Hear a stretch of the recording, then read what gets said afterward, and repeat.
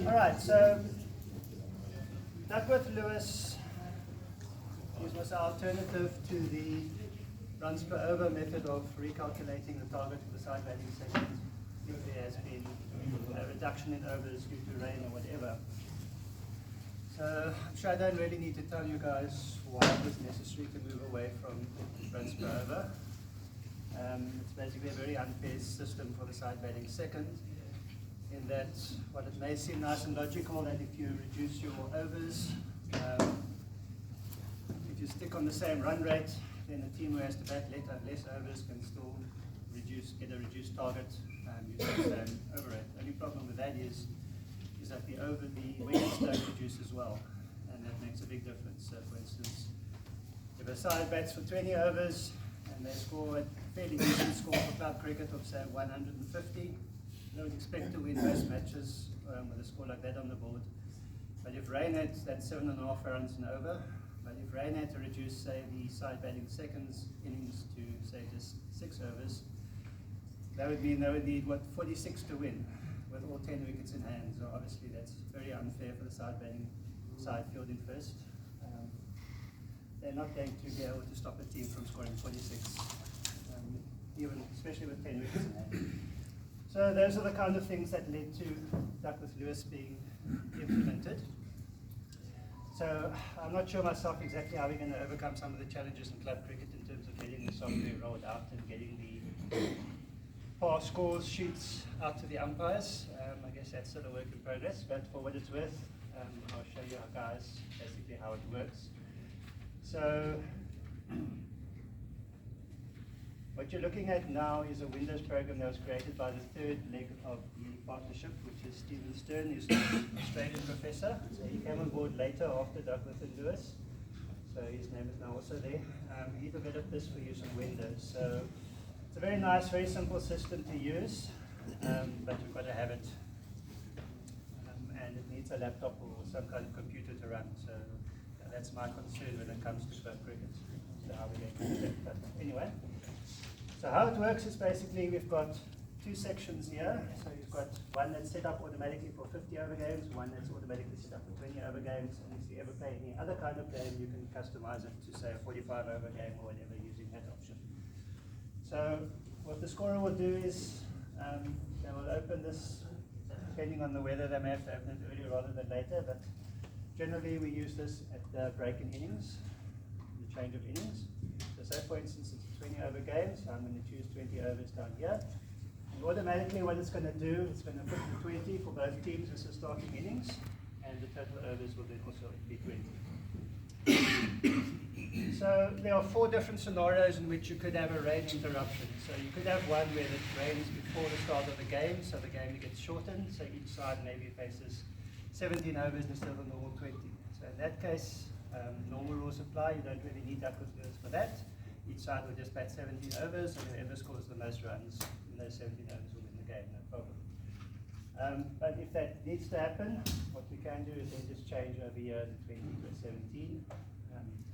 But as I say, it's not really necessary. It will be a straight run rate, both sides will face the same number of overs, so it's not an issue.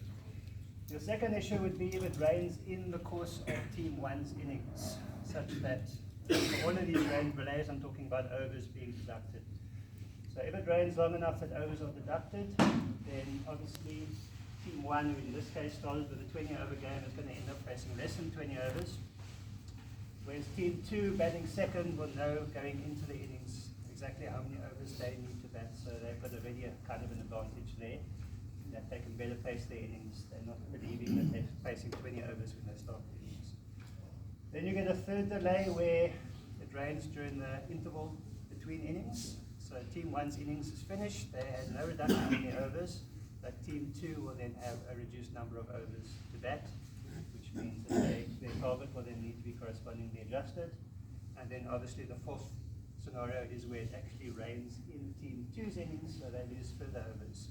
And any and all 4 of those could happen in the same game. You really have a hectic time of it, but this software caters for all of it. So essentially how it works, so for instance, I have no interruption in my first innings.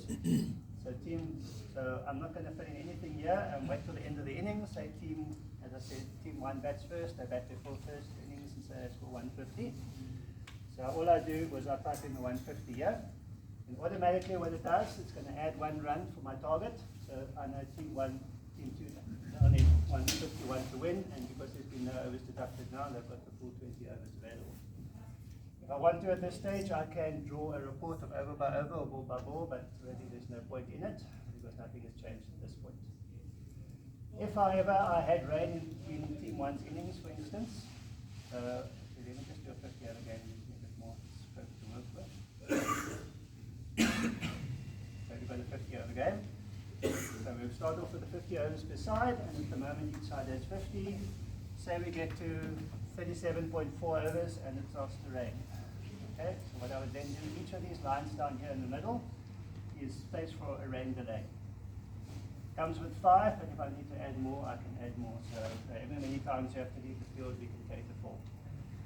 So say, as I say, the rain comes only after 37.1, so I'll type in 37.1. The score is what the team score is at the moment, so say they are 147 for 4 wickets, for argument's sake. And at this stage, that's pretty much what I can do. Now we are dependent on you guys as the umpires to calculate how many overs are going to be lost as a result of that rain delay.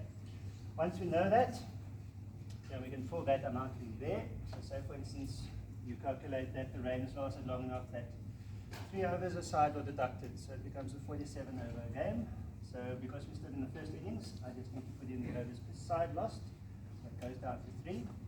It's automatically now, team 1's, team 2's innings will drop down to 47 overs. Both teams now have 47 overs available to bat. Okay.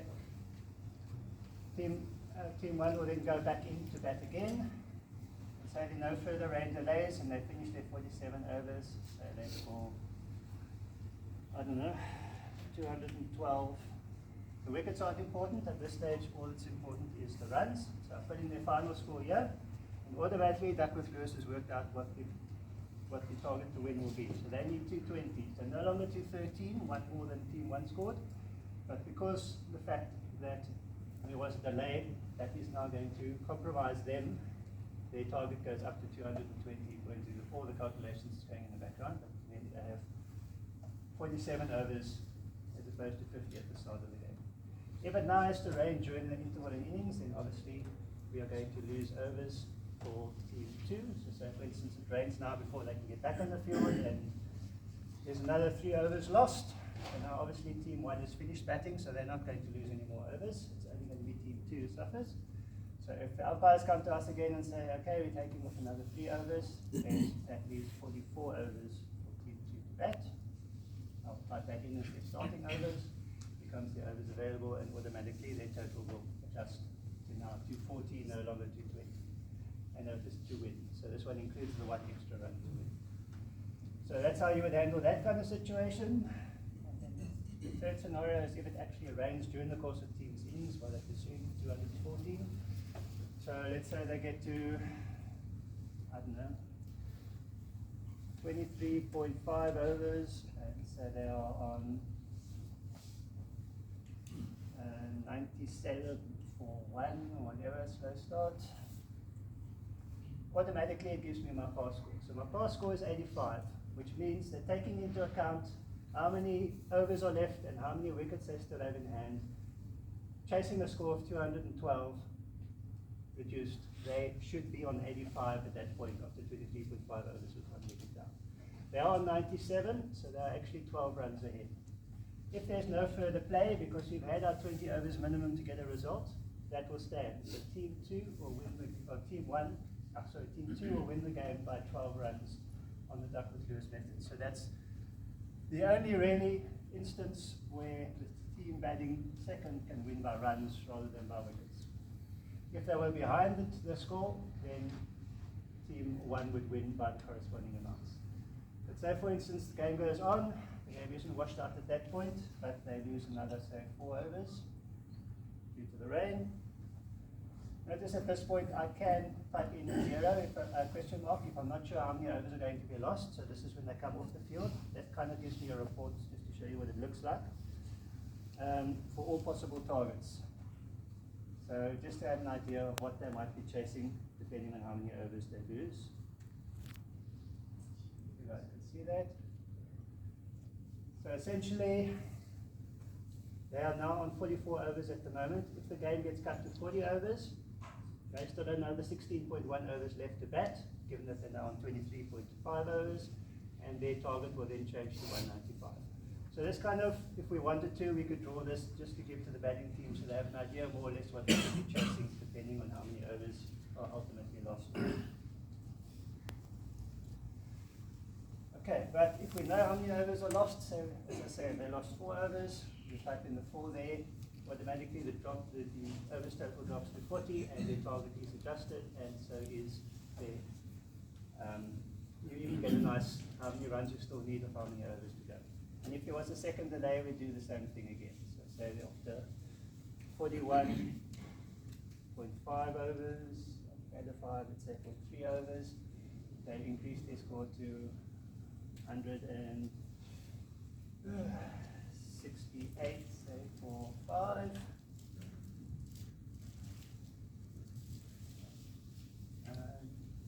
Okay, sorry, they're not batting 41 overs. So it's got built-in things as well to make sure you don't make a mistake. They're batting 40 overs, so let's say it was 34.1 overs. And they were 168 for 5. So again, you get an updated pass score. So if no further play happens, we know exactly where we stand. They are 15 runs ahead. They needed to be on 153, they're on 168, so they will win the game at that point. If the game gets abandoned, and I just need to type in an A at that point, so there is no further play, those last 5.5 overs are washed out, then we have the pass score changed to a result. Okay, but if the game is still going on at any time, so they lost another 2 overs, I can draw an over by over and ball by ball. So basically, as far as you guys go, as club umpires go, if we're going to use the system in club cricket, what we would do is at the end of the first innings, even if it's bright sunshine, no chance of rain, whatever, Duckworth protocol says that you draw your pass score sheets at the end of the innings. So if I had to change, let's reset everything quickly. So say the first innings is over, there was no delay, they batted their 50 overs and say they scored 232. I now have the option to draw over by over and ball by ball. And that is what you're looking for as the umpires. So these are essentially the same thing. The one is just over by over, so it gives you the pass score at the end of every over, whereas ball by ball gives you the pass score at the end of every single ball of the 50 overs. So to show you what it looks like. And this is now chasing the score of, what was it? 232. So the scorers are going to draw this for you at the break and play. Why does it take you so long? So each umpire must have a computer with him. Well, Duckworth Lewis is probably be where the scorers, I would imagine. You're not going to walk around on the field with a laptop. Assuming that the scorers have laptops, as I say, I'm not sure what's going to happen there. Or how are we going to get these printed and given to you? In my national under-16 tournament last year, what we did was take photographs and WhatsApp it to the umpires. Any problem with that is you need a good quality photograph, otherwise I had a situation where they misread a 6 as an 8 or something and they actually got the wrong result. So you just got to be careful for that. Graham? Yes. Would it be possible to download it as a PDF and WhatsApp the PDF? I don't see a way to do that.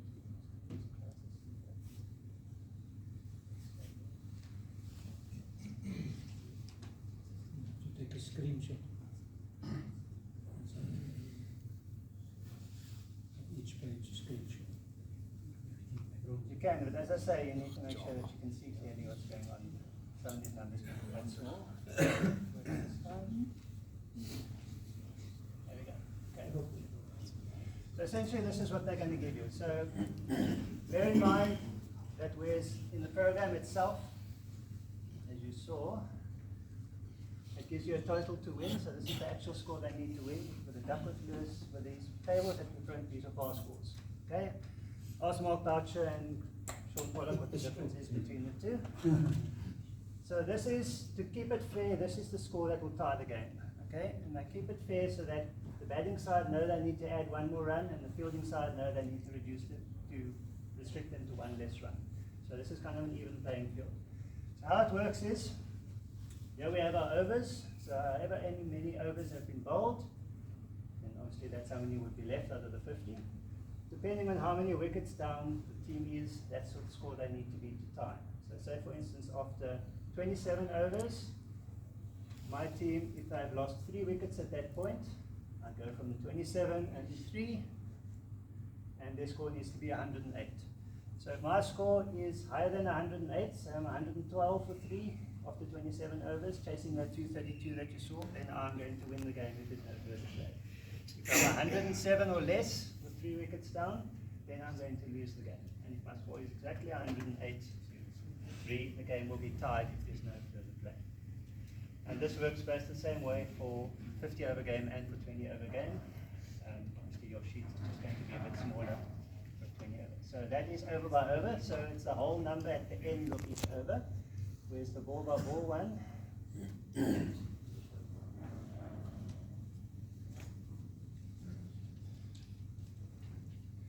Tell you after every single ball, 1 over, 1.1 overs, 1.2 overs, 1.3 overs, exactly what the score needs to be based on how many wickets the batting side is down at that point.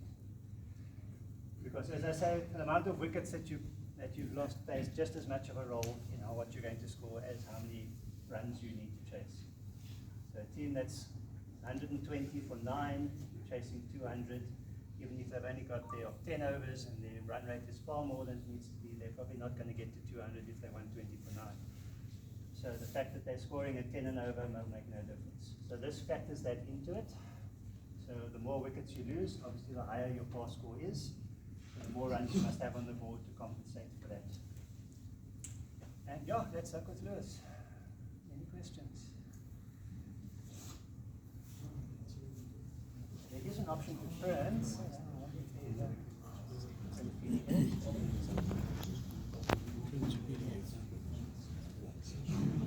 yeah, if the laptop has it, we can probably print the PDF and then WhatsApp us.